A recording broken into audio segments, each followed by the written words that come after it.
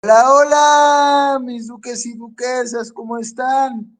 Bienvenidos sean todos una vez más a una nueva edición de su programa, Espíritu Soñador, conducido por su servidor, el escritor y poeta mexicano, el Príncipe Ángel, a través de esta su casa, de este su hogar, de este su espacio, TV Mundo Digital, conectando la cultura latina, transmitiendo a más de 60 países alrededor de todo el mundo, de todo el globo terráqueo. Así es, y más allá de donde llegue nuestra señal a través de Facebook, de Twitch y de YouTube. Nos pueden encontrar como TV Mundo Digital Oficial. Muy contento, muy agradecido con todos ustedes, como todas las semanas, de que me permitan entrar a sus hogares con estos temas que tanto esperan y que tanto les gusta, ¿no? Obviamente que por ocupaciones y por otras cosas, varios me han comentado que no han podido ver los en vivos, pero siempre me hacen, valga la redundancia, comentarios de mis repeticiones que subo a YouTube o las que se quedan ahí grabadas ahí mismo en la página de TV Mundo. Me mandan mensaje que qué buen programa, que siga así, que lo que les gusta, que no saben con qué tema les voy a salir, ¿no? Y pues es bonito recibir esos mensajes de apoyo. Principalmente es lo que me alienta, porque si viera que pues ya ni los fuman, ni les interesa saber de qué van, ni nada, pues yo creo que ya no estaría aquí, pero parte fundamental son ustedes, esa motivación, esa inyección me la proporciona, ¿no? Y todo esto no sería posible sin la ayuda de producción. Claudia Escobar Aguilera en Guatemala, los controles, quien nos apoya con estas transmisiones tan bonitas para que salgan a la luz, tanto a mí como a mis compañeros. Y bueno, muy, muy contento, muy agradecido con dirección también, hablando específicamente de la doctora Elena Vargas y su esposo, el doctor Eduardo Sánchez desde Costa Rica, quienes confían en cada uno de nosotros para traerles estas pláticas tan motivadoras, llenas de reflexión, historia, entretenimiento y mucho más, ¿no? Siempre tratando de establecer la paz entre los pueblos del mundo. Y hablando de la paz, no puedo dejar de reiterarles que estén pendientes, estén atentos al nuevo Congreso Mundial por la Paz. Ya estamos a la vuelta de la esquina, señoras y señores, estamos a menos de un mes, ya los anuncios están a todo lo que dan, los videos promocionales a cargo de nuestra directora y demás gente que va a estar ahí presente. Así es, y en la medida de lo posible, todo lo que podamos ver, pues ahí estaremos y comentando. El año pasado tuve algunos problemillas porque no pude ver gran parte, pero espero que este año sí, porque luego no se transmitía completo, no sé cómo estuvo, pero ahí estuve tratando de sintonizar, pero ya casi no pude, pero este año espero poder seguir la mayoría, ¿no? Pero de todos modos, ahí estuvimos comentando las fotos que subían, dándoles like como se debe, ¿no? Dando apoyo y todo, ¿no? Bueno, señoras y señores, mis duques y duquesas, después de esta introducción, vamos a pasar al tema de hoy. Y va a ser un tema bastante delicioso. ¿Por qué delicioso? Porque vamos a hablar acerca de la historia detrás de algunos platillos típicos de aquí de mi tierra, ¿no? De México. Vamos a ver qué herencias culturales han tenido, por ejemplo, los tamales, los pastes, aquí famosos en Hidalgo, los tacos, chiles en nogada, ¿no? Mucho más, los elotes preparados, ¿no? ¿A raíz de qué?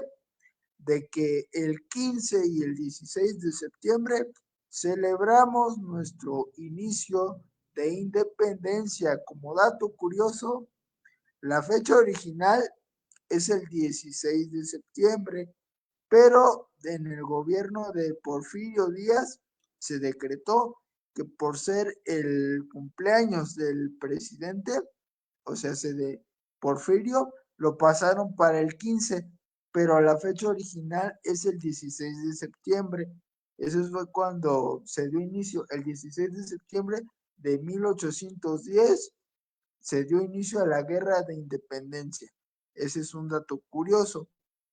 Y bueno, vamos a pasar a pues conocer un poco de la historia de algunos de los alimentos que nos llevamos al paladar, porque en cada bocado también gritamos independencia, mis duques y duquesas. Vamos a leer un poco de la información que les traigo. A ver, ¿quién no conoce el famoso pozole? En lo que les vamos pidiendo a producción que nos pase la imagencita del pozole. Aquí les tenemos algunas imágenes para quienes no lo conocen. Y ese es el pozole. El pozole lleva en sus ingredientes pues lechuguita, rábano, maíz, pollo. También hay quienes lo hacen con carne de cerdo, en chilito verde, chilito rojo, ¿no? Es tradicional en estas fechas, en estas fiestas. Y bueno, vamos a conocer un poco del origen. Hay quienes dicen, esto es tirando de historia y de toda la información que hay, que se remonta a la época pues prehispánica, con todo lo de los aztecas y todo esto a raíz de los sacrificios y que anteriormente se hacía con la carne humana. ¿Por qué se hacía esto? Porque pues se decía que servía como alimento para los dioses, así es, y era como un, como un gran honor el ser ofrecidos para alimentarse, para servir como alimento para los dioses, y hay quienes dicen que no es cierto, no estaban hechos con carne humana, sino que se ocupaba la carne del choloscuintle, como la de la mascota de los cholos de Tijuana. Ese perro es típico de aquí, el choloscuintle. Se dice que también se usaba carne de choloscuintle en lugar de carne humana. Ya saben que siempre existen diferentes versiones de pues las historias, y aquí les traigo lo más importante que pude rescatar, que pude recopilar, y vamos a irlo comentando, ¿no? El pozole proveniente del náhuatl pozolí de Tlapozantli, que significa espumoso. El famoso pozole era consumido mucho antes de la conquista española por el mismísimo emperador Moctezuma, quien le ofrendaba al dios Chipetotec, señor de la fertilidad y la regeneración del maíz y la guerra. Aunque el pasado de este platillo típico es un tanto turbio, pues según recetas recabadas por los frailes españoles después de la conquista, se menciona que la fórmula gastronómica estaba integrada, como les decía, con carne humana, con la cual se cocía el maíz. Otras versiones mencionan que no era carne humana, sino del perro de raza choloscuintle, el cual era domesticado y cuidado para el consumo humano. Bueno, eh, si nos ponemos a analizar, si nos ponemos a pensar eh, en, pues en las diferentes cosas, no sería descabellado que fuera debido a los sacrificios. ¿Por qué? Porque el maíz de por sí es ancestral, es alimento, esencia en toda la región de Centroamérica, todo Latinoamérica, todo eso, el maíz es ancestral desde la época, como bien lo vimos aquí, de los aztecas, de los olmecas, todo esto, aztecas, olmecas, mexicas, todo ya, el maíz era considerado un elemento sagrado y allá por esa época pues se veneraba, como bien sabemos, mucho a los dioses, como vimos a Chitotepec, a Tlaloc, Huitzilopochtli, todo eso. Si no hubiéramos sido conquistados por los españoles, que que fueron los que introdujeron, los que trajeron el catolicismo, todo esto de las iglesias, yo creo que seguiríamos, sí, a lo mejor con más avances y cosas, pero venerando, por ejemplo, a dioses, no sé, que gracias por la lluvia y que la tierra fértil y todo esto, seguiríamos yo creo con esas costumbres, obviamente más modernizados y todo, pero yo creo que sí seguiría y no es descabellado porque era, como les digo, un honor ser sacrificado por, para ofrecerte a tu Dios. Por ejemplo, otro dato curioso, en la película de El Dorado, aquella película de DreamWorks, este, ya ven que se ponen a jugar el juego de la pelota. De hecho, creo que esto lo comentamos en la evolución y la historia del fútbol, en el programa que tuvimos hace 2 años más o menos, les comentaba que ahí en la película ofrecían al equipo perdedor como sacrificio, cuando en realidad era todo lo contrario. Competían para ganar y ser sacrificados para los dioses, porque ese era un premio para ellos. Era, pues no le temían a la muerte porque consideraban lo máximo a los dioses. Así es que no es descabellado pensar que a lo mejor y sí pudo haber sido carne humana y ellos no lo veían como acto de salvajismo. Es como ahora, ¿no? Que se quieren cambiar muchas costumbres y muchas cosas, pero en su tiempo no se ponen a pensar que era algo pues normal. ¿Qué dirían los antepasados si nos vieran ahora? No, qué barbarie es esta, ¿no? O sea, todo va cambiando con el tiempo y hay que adaptarse, pero sin querer cambiar lo que se hacía antes, sea lo que sea, porque forma parte de la historia, ¿no? Ahora pues vamos a pasar al mole, así es, este sabroso platillo de pollo con... Vamos a pedir la producción a ver si tenemos la imagencita del mole, en lo que vamos leyendo la historia, ¿no? El mole, derivado de la palabra muli, que hace referencia a salsas hechas a base de chiles y especias. Investigadores han hallado que los indicios del mole en su forma original remonta a los años previos a la conquista. Los indígenas mezclaban varios chiles con semillas de calabaza, hierba santa y jitomate para crear una salsa a la que denominaron muli. La mezcla normalmente era acompañada con carne de guajolote, aunque también se utilizaba carne de pato o armadillo en ceremonias como ofrenda a los dioses. Sin embargo, con la llegada de los españoles a México, la receta sufrió modificaciones gracias a la implementación de nuevos productos. Aquí va todo lo que, ya vean, es primero era a base de, ahora sí que de puro chile, eran mezcla a base de puro chile con carne de guajolote o de armadillo, y después vinieron los españoles y se modificó este, este platillo, ¿no? Y ahí es cuando se le empieza a poner que se le empieza a poner la pimienta negra, se le pone anís, la canela. Por ejemplo, vamos a pasar a la otra imagen del mole, es la otra imagen.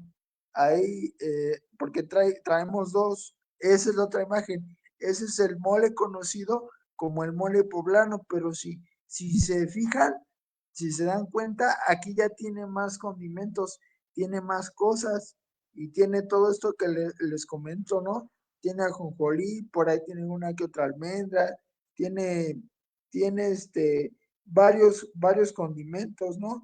Eh, todo esto lo trajeron los españoles, ¿no? Y se empezó a modificar lo que es el platillo en sí. Todo es adaptación a los tiempos que vinieron después, pero en sí los platillos no perdieron la esencia. Al mejor ya con esto ya no se veía todo esto, todos estos platillos que vamos a ver tienen como base, como fundamento, el sacrificio, la ofrenda a los dioses, pero después, pues ya se veía como agradecimiento, pues ahora sí que por las nuevas costumbres, o a los hacendados, o a los emperadores, perdón, a los emperadores que llegaron, como vamos a ver más adelante en un próximo platillo, pero es interesante ver todo esto. Vamos a leer esto de nuevo. Sin embargo, con la llegada de los españoles a México, la receta sufrió modificaciones gracias a la implementación de nuevos productos como la pimienta negra, anís y la canela. Además, en el caso de la proteína, se comenzó a incorporar el pollo de res y ahí es cuando se implementa el pollo que es como lo comemos actualmente, ¿no? Porque es raro encontrar a alguien ahora que lo coma que con guajolote o con carne de armadillo, ¿no? Normalmente es pollo en mole verde o en mole rojo, ya con su anís, con su canela, con su pimienta, pero antes no. Pero aquí se incorporó el pollo, la res y el puerco para su preparación. La gran variedad de moles existentes en la actualidad son a causa de la fusión gastronómica que sufrió el país durante la conquista, entrelazando sabores europeos y prehispánicos. Como lo vemos, como lo mencionamos, pues todo tiene país en la conquista, ¿no? Y es irse adaptando a todos estos cambios y pues ir tomando lo mejor de cada cultura, ¿no? No aborrecerla, a lo mejor bien dicen que las cosas pasan por algo, quizás sino que obvio, que ya lo hablé en un video, ¿no? Aparte para TikTok y para YouTube, que no hay que caer en esto del eurocentrismo y que pensar que todo eso es mejor que lo que tenemos acá, no, no, no, y tampoco lo de acá es mejor que lo de allá, sino es que hay que tomar lo mejor de todas las culturas, fusionarlo y estar enriquecidos de una, valga la redundancia, rica variedad cultural, que es lo que deberíamos hacer, tomar lo mejor de todos los mundos y fusionarlo, como en este caso el molito también, el molito, el molito que nos encanta tanto, el que tenemos ahora, pues es también gracias a los españoles. Todos esos condimentos los trajeron ellos. También luego se le suele poner chocolate o qué sé yo, también se le pone y todo eso lo trajeron ellos. Bueno, el chocolate pues es de aquí, pero, pero pues todo lo de como lo vimos, el pollo, la pimienta, la canela, todo eso lo trajeron ellos. Ahora vamos a pasar a los chiles en nogada. Estos como me encantan. Y ya estamos en temporada. Vamos a pedirle producción. Esos son los chilitos en nogada. Y estamos en temporada y como me encanta. Tienen una historia bastante curiosa, como vamos a ver a continuación. Aquí es cuando entran en juego lo que les decía, eh, lo de los emperadores, eh, en particular Maximiliano de Augsburgo. Una de las versiones del origen de este platillo infaltable durante los festejos patrios remonta al virreinato de la Nueva España, cuando la corte solía celebrar las ocasiones importantes con banquetes abundantes de al menos 14 tiempos. Vean, antes eran 14 tiempos. Ahora que se acostumbra a lo mucho, ¿qué será? 4 tiempos, que a lo mejor puede ser la entrada, tu sopita, tu plato fuerte, o tu postre, y bueno, antes de la entrada, o alguna pequeña colación, ¿no? Algo así. Pero por lo regular son 3, 4 tiempos, y antes eran banquetes enormes de 14 tiempos. 14 tiempos y, ay, Diosito Santo, ¿dónde nos va a caber todo eso, no? Nos va a hacer falta panza para todo esto, ¿no? De 14 tiempos. Las monjas eran las encargadas de la reportería, mismas que decían inventar un plato en cada ocasión para hacer sentir especiales a sus clientes, y invenciones que trajeron como resultado el conocido chile en nogada. Según el arqueólogo Eduardo Merlo, coordinador de arqueología en el Instituto Nacional de Arqueología e Historia, la INAH de Puebla, logró, no, perdón, luego de la lucha de independencia y tras haber proclamado el Plan de Iguala, Agustín de Iturbide llegó triunfante a Puebla, por lo que por motivo de su cumpleaños, eh, por motivo de su cumpleaños, las monjas tenían preparado un festín para quien fuera proclamado, perdón, error mío, lo siento mucho, pero sí, no fue a Maximiliano de Augsburgo, sino a Agustín de Iturbide, perdónenme la vida. Fue el primer emperador, y de aquí de México. Y después, ya vamos aquí.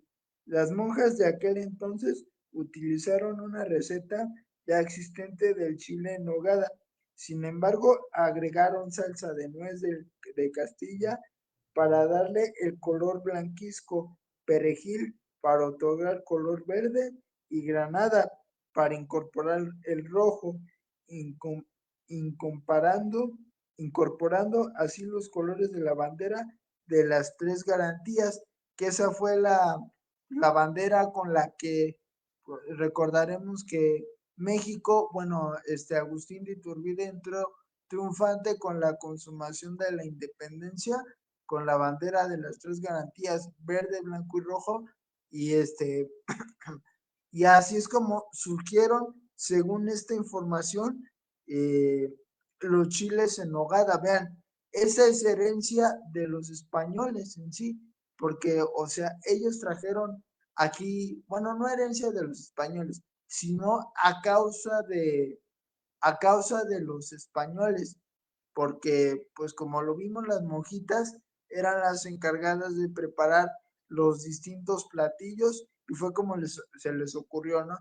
Ay, pues vamos a hacer algo alusivo a lo que se acaba de conseguir, ¿no? A lo que se acaba de acontecer, que es la entrada triunfante del ejército. No, vamos a simbolizar el patriotismo, ¿no? Todo esto en lo alto, vamos a hacer algo tradicional de la región, que es aquí el chile, ¿no? Ahora lo vamos a decorar con la granada, vamos a poner todos esos condimentos. Vean, todo eso fue gracias a los españoles, gracias a la independencia. Si no, a lo mejor y no tuviéramos este platillo tan rico.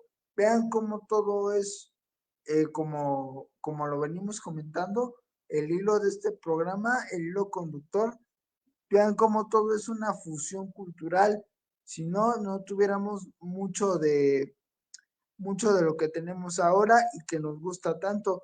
Como vemos, no son platillos, pues, eh, pues a lo mejor 100% mexicanos o que ya hayan estado, ¿no? Todo eso es influencia cultural, ¿no?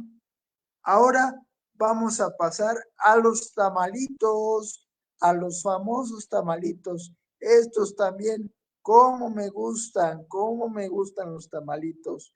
Hoja de maíz, hoja de plátano, ¿no? Lleno, amplia variedad, que de dulce, de pollo, de puerco, y un sinfín hasta de frijol, este, también hay incluso de piloncillo, ¿no? Si no estoy mal, también todo eso. Los tamales son un platillo, aquí sí, originario de Mesoamérica, con una historia que se remonta a más de 2000 años en la época prehispánica y que continúa hasta hoy con gran diversidad culinaria. La palabra tamal proviene del náhuatl tamalí, que significa envuelto, y su consumo estaba ligado a los rituales festivales y la dieta de las culturas como la olmeca, maya y azteca. Tras la llegada de los españoles, la receta se enriqueció con ingredientes europeos. Aquí es otra cosa de lo que les decía, dando lugar a la gran variedad de tamales que se comen hoy, que se conocen hoy. Origen prehispánico, antigüedad. Se cree que la preparación de tamales data de la época de los primeros pobladores de Mesoamérica, como los olmecas, y continuó con los mayas, toltecas y aztecas. Tienen un significado. Los tamales eran un alimento esencial, fácil de transportar y transbordar, ideal para viajes largos, caza o alimentación de ejércitos. Tienen también un simbolismo. Eran considerados sagrados y parte de la identidad cultural ligada al maíz, sirviendo como alimento de los dioses y para ofrendas en rituales y festividades. Ingredientes y preparación. Los primeros tamales eran masa de maíz nixtamalizado, envueltos en hojas vegetales, a menudo de la propia mazorca. Podían incluir rellenos de chile, amaranto o quelites y eran cocidos al vapor. Evolución y adaptación. La llegada de los españoles después de la conquista, se introdujeron nuevos ingredientes traídos de Europa, como lo que vimos antes, ¿no? Con el molito, y pues aquí se empieza a adaptar, ¿no? Aquí ya traen la manteca, que el cerdo, se le pone el pollo, ¿no? Eh, eh, traídos de Europa, como la manteca de cerdo y otros alimentos que se mezclaron con las recetas prehispánicas. Influencia de los conventos. Aquí también influyó lo que es el catolicismo, lo que trajeron los españoles. Los conventos fueron centros culinarios importantes donde las monjas crearon y adaptaron. Aquí vuelven a intervenir las monjitas y adaptaron las recetas, contribuyendo a la diversidad de la gastronomía mexicana. La tradición de la Candelaria, lo que hacemos, ¿no? De la, eh, de la rosca de Reyes en enero, a quien le toca el muñequito, al menos es una costumbre de aquí de México. No sé si, si en otros lados sea, pero aquí en México, por ejemplo, la rosca de Reyes, eh, se tiene la costumbre de pues partirla en enero, en el día de Reyes, y a quien le toque el muñequito simboliza a, al niño Jesús, y a quien le toque el muñequito pone los tamales. Luego el haba, ¿qué era? El haba, creo, la bebida, y la argolla era la casa, o sea, la casa en quien se iban a partir, a comer los tamales. Pero sí es una tradición que tenemos aquí. La tradición de la Candelaria. El tamal se asocia hoy con festividades como el Día de la Candelaria, 2 de febrero, una celebración de agradecimiento a la tierra por la fertilidad y las cosechas. El tamal hoy, variedad. El tamal es uno de los platillos con mayor variedad de formas, sabores y rellenos en el mundo, con cientos de tipos en la República Mexicana. Según información del Gobierno de México, el significado cultural sigue siendo un alimento importante de la cultura mexicana, presente en fiestas, eventos sociales y como parte de la tradición familiar. Los tamales son un platillo que se remonta a la época prehispánica de México. Se dice que eran un alimento para las grandes fiestas.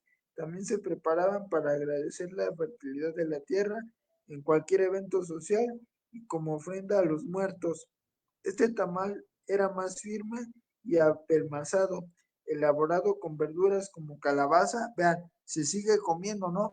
Los tamales de verdura, pero luego se le pone pollo y se le agregan más condimentos, ¿no? Calabaza, chile y maíz, productos tradicionales de nuestro país.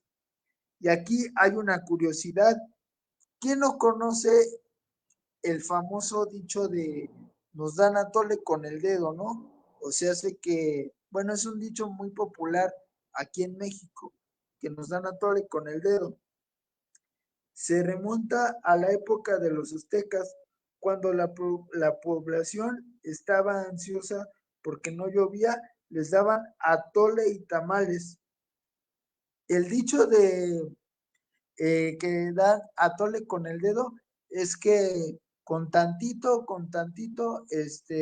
promesas, promesas, promesas, y uno está esperando, ¿no? Aquí decimos, el gobierno nada más que da atole con el dedo, o cuando estamos ilusionados con alguien, otro te dice, nada más te está dando atole con el dedo, y tú bien creído, bien creída, bien ilusionado, que le crees, ¿no? Ese es un dicho muy popular aquí. Después de la conquista, este platillo fue adaptándose y complementando su fisonomía e ingredientes, pues incluyeron los que provenían de Europa, quienes actualmente aportan el sabor que conocemos. Es el caso de la manteca, así como la carne de cerdo, y sustitución de verduras como calabaza, quelites y elotes. El tamal el tamal es un alimento mexicano hecho a base de maíz, relleno de diversos ingredientes, cocido en un paquete de hojas vegetales, que lo mismo pueden ser de milpa, de maíz, plátano, carrizo, chilaca o papatla. Los hay de semilla de guasontle, frijol con rajas, rellenos de carne de puerco o pollo en sofisticadas salsas. También hay de zanahoria y papa picadas, que son los de, ¿cómo se llama? También están los tamalitos de picadillo. A esos de hecho se le pone zanahoria, se le pone papa, se le pone carne de pollo. Esos son los de picadillo. Zanahoria y papa picadas. Sí, también lleva chícharos, pimiento, así como huevo cocido.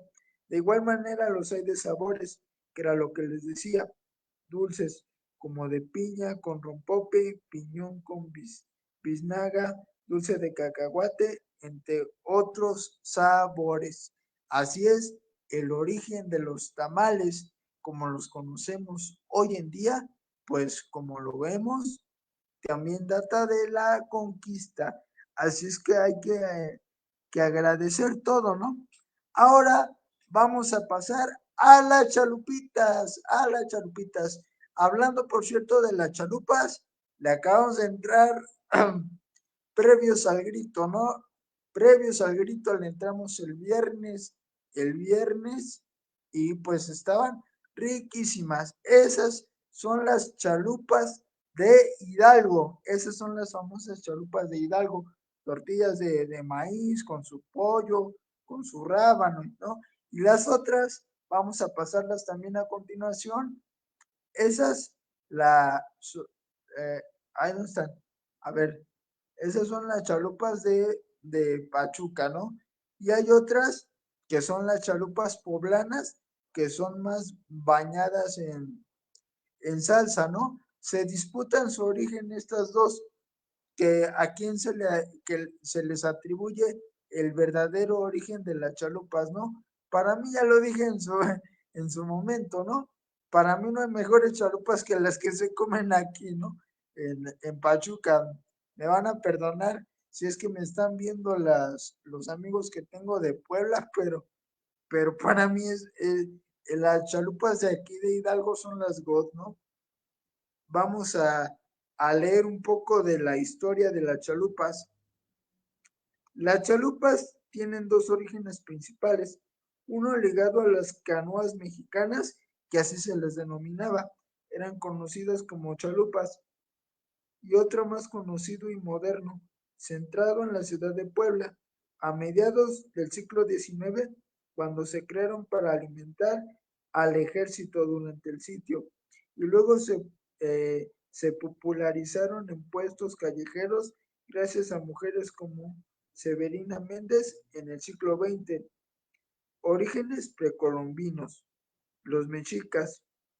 El nombre de la chalupa, el platillo, se deriva, se deriva de las embarcaciones pequeñas usadas por los mexicas para navegar los canales y chinampas de Tenochtitlán.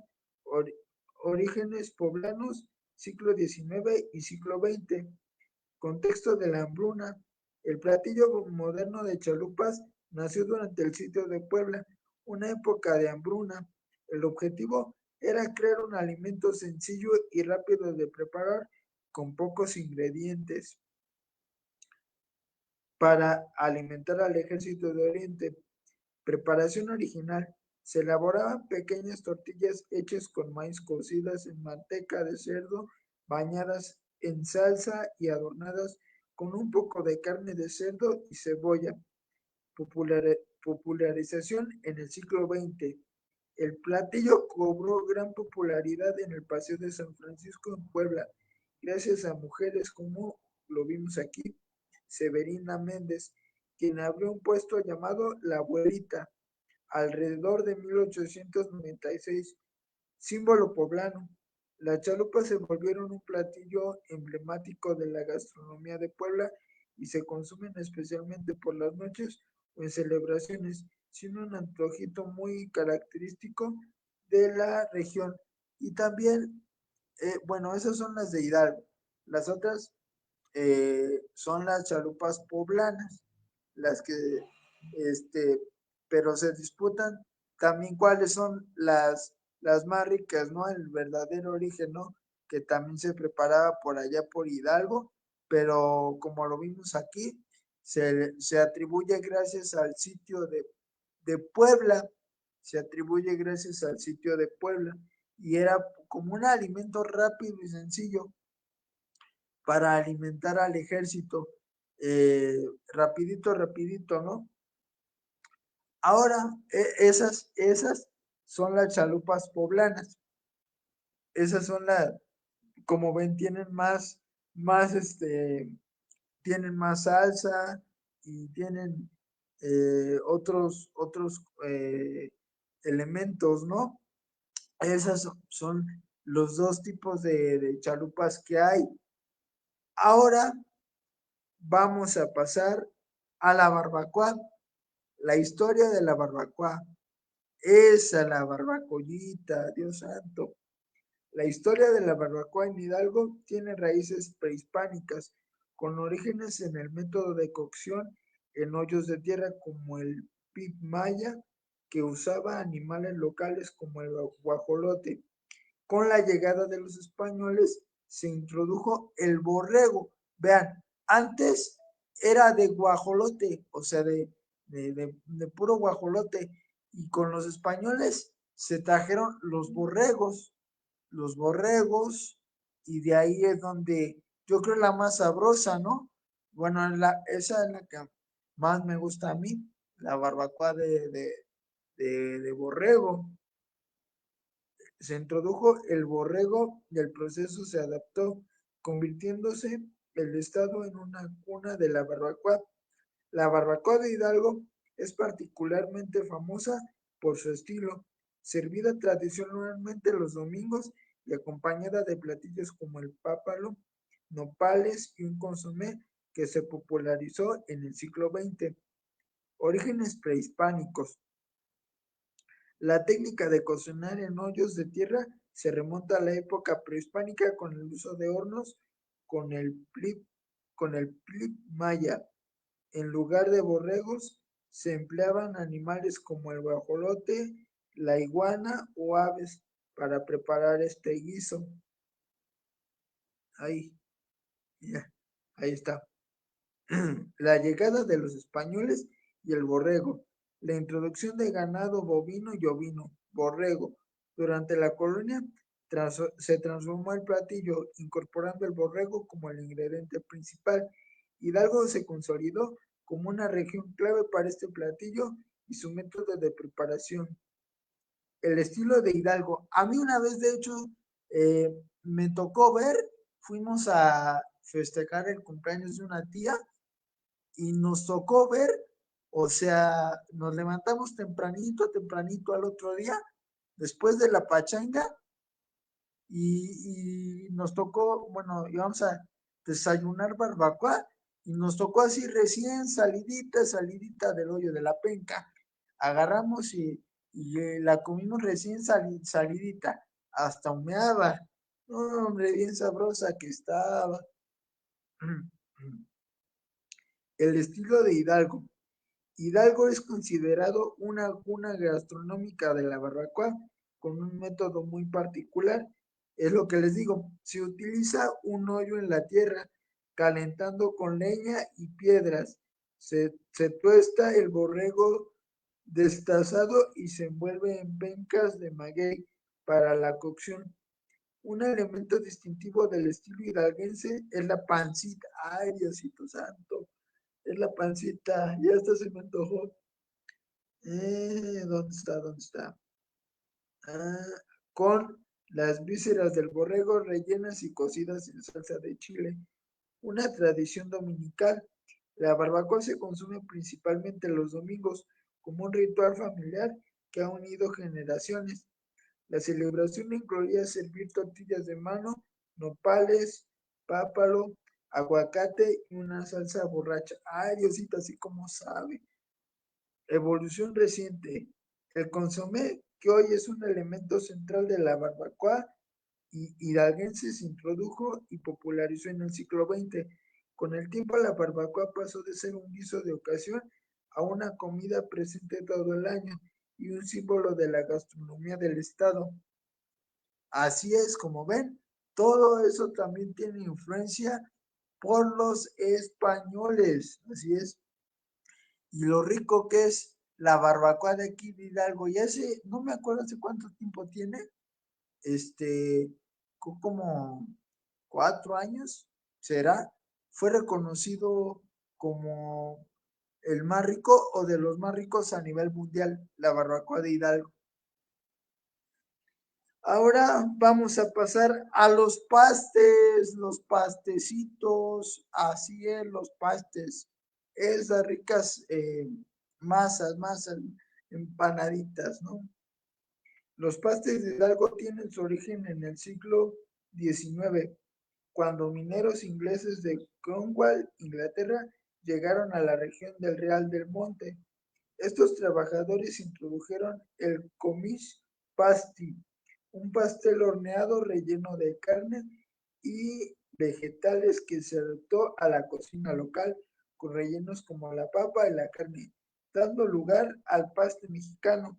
La característica trenza en el borde servía como mango, esto sí, para los mineros, para que no como estaban todo, como bien lo vimos ahí, como eh, como estaban bajo tierra, pues era lo que comían, ¿no?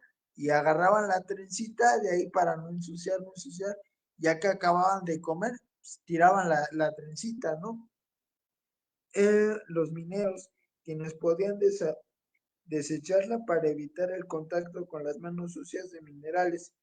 Introducción para los mineros ingleses. Los migrantes de Cromwell, Inglaterra, trajeron el paste a Real del Monte alrededor de 1824, quienes buscaban reiniciar la producción minera en el estado. El paste, una adaptación del Comics Pasty, ay, perdón, ¿dónde está? ¿Dónde está? ¿Dónde está? ¿Dónde está? Es que, ya, a la hora de darle para seguir leyendo, se traba. Mm, Adaptación a la gastronomía hidalguense. No, aquí no me quedé. Comis Pasti. Se convirtió en la comida principal de los mineros que trabajaban en las minas de la región. Adaptación a la gastronomía hidalguense. La población local adoptó y modificó el paste, incorporando ingredientes de la zona como la papa, dando origen al paste tradicional hidalguense. Esta adaptación dio lugar a un platillo emblemático de la gastronomía hidalguense, con rellenos que reflejan el sabor local, la trenza y su función. La trenza en el borde del paste no es un adorno, sino un mango práctico, lo que les decía, como los mineros pues están todo el tiempo ahí trabajando con minerales y todo, pues cómo iban a comer así con las manos sucias, ¿no? Se lo iban agarrando de ahí, se lo iban comiendo, se lo iban comiendo, y ya que lo terminaban, lo desechaban. Los mineros, al no poder lavarse las manos debido a la contaminación con minerales, sujetaban el paste por esta trenza y la desechaban al terminar de comer. Reconocimiento cultural. El paste ha sido reconocido como patrimonio cultural. En 2017, el municipio de Mineral del Monte le otorgó la denominación del patrimonio cultural y al año siguiente el Congreso de Hidalgo lo reconoció como patrimonio gastronómico. Ahora vamos con los elotitos preparados. Los elotitos preparados que cómo se disfrutan también, ¿no? También hace poco comimos. De hecho, también el viernes, en la tarde me eché mis elotitos y en la noche mis charpitas. Ay, Diosito. La historia de los elotes preparados en México se remonta a la época prehispánica, cuando el maíz era un alimento fundamental y sagrado, pero su preparación actual con ingredientes como mayonesa, queso, limón y chile es el resultado de una fusión cultural con la llegada de los españoles. Si no, no los tuviéramos. Así que agradezcanles quienes introdujeron nuevos ingredientes. Con el tiempo, esta tradición evolucionó en los mercados y calles, convirtiéndose en un popular alimento callejero que hoy en día es una parte especial de la identidad gastronómica mexicana. Orígenes prehispánicos. El maíz. Para la cultura mesoamericana como los aztecas y mayas, el maíz era un alimento sagrado y base de su alimentación, consumido de forma más simple como elote asado o hervido. Y aquí es donde vienen los famosísimos esquites, que de ese sí se me olvidó traerle la imagencita, pero son los granos de elote así en un vasito con su mayonesa, con su queso, con su limón, con su chile. Esos son los esquites.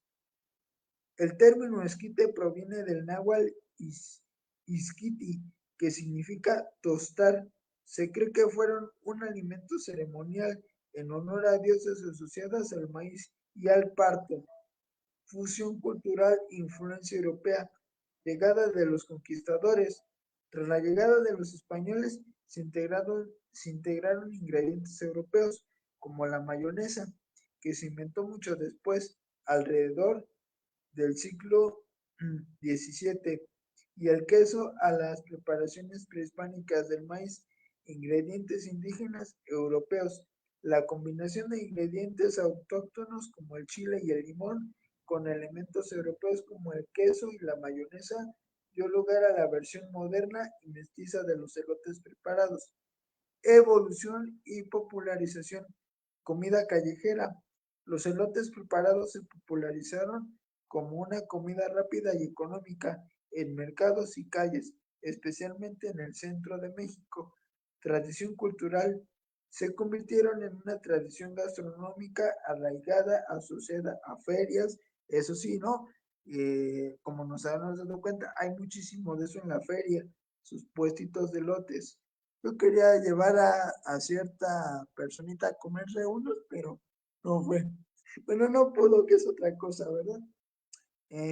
Tradición cultural. Se convirtieron en una tradición gastronómica arraigada, asociada a ferias, festivales y celebraciones y se ofrecen en un palito para su fácil consumo. Variantes regionales. Hoy existen diversas variaciones regionales de los esquites y elotes preparados como el trolelote en Tamaulipas o el elote en vaso en otras partes del país. Y ahora vamos a lo que yo creo, y con esto cerramos el recorrido culinario. Vamos a lo que yo creo, por lo que México es más conocido, ¿no? Gastronómicamente hablando, que son los famosos tacos al pastor, los famosos taquitos al pastor. Sí, así es. Esas tortillitas con su carne y su cebollita. Los tacos al pastor son una adaptación mexicana de la comida de Medio Oriente, específicamente del shawarma libanés, que se trajo a México a principios del siglo XX. La migración libanesa a México trajo consigo el método de cocinar carne en un trompo vertical. En el país, esta técnica se fusionó con los sabores locales y la pasión por los tacos, usando adobo de achilote y carne de cerdo en lugar de cordero. Se creó una versión mexicana única, sirviendo la carne en tortillas pequeñas con piña, cebolla y cilantro, convirtiéndose en uno de los platillos más emblemáticos del país. Orígenes en el Medio Oriente.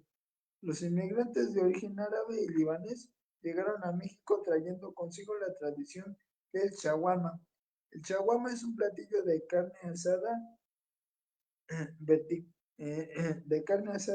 verticalmente, muy similar al doner kebab. La influencia de los inmigrantes libaneses. Se cree que los inmigrantes libaneses introdujeron la técnica del trompo o asador vertical en México, inicialmente en la ciudad de Puebla en la década de los 1930. Estos tacos originales se servían con pan árabe y cordero, la adaptación mexicana y el nacimiento del taco al pastor. Con el tiempo se adaptó la carne de cerdo en lugar de cordero y se introdujeron los chiles secos y el achilote, creando un adobo característico.